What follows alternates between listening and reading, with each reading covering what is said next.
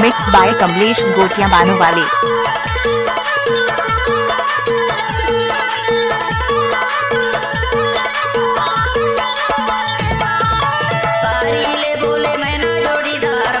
DJ Sanju गोटिया बानू वाले।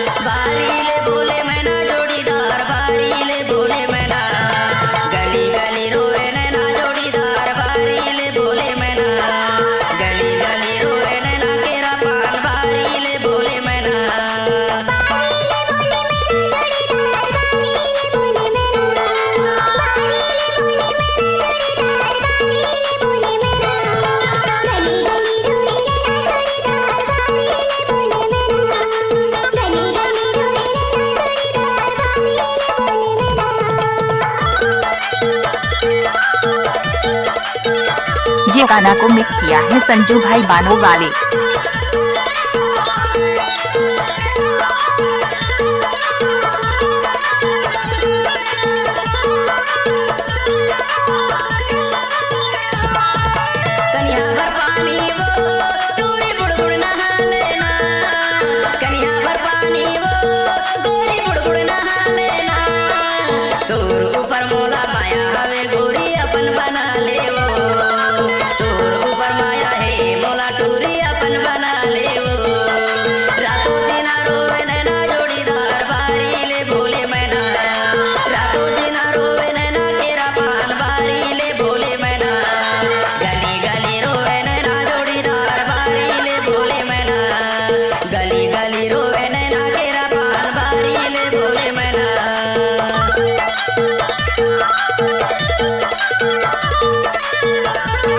फूल है गुलाब का सुगंध लिया करो, गाने है संजू भाई का मजा लिया करो।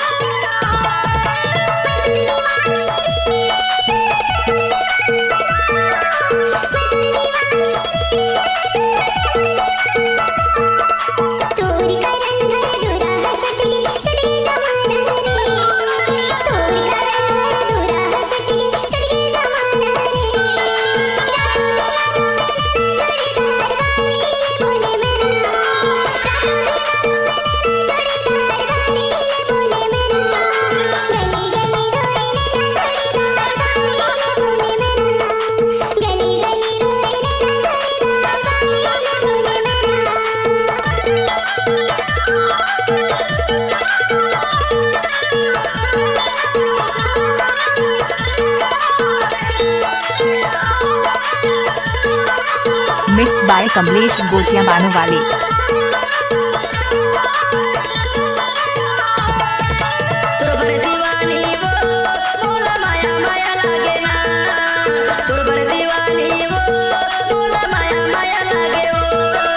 देखत देखत गोरी तोरे रसता दिना बहागे वो, देखत देखत गोरी तोरे रसता दिना बहागे वो।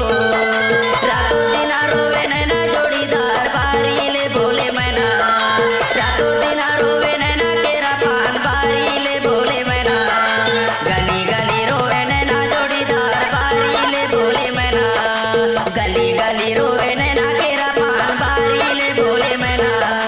बारी ले बोले मैना जोड़ीदार बारी ले बोले मैना, बारी ले बोले मैना केरा पान बारी ले बोले मैना।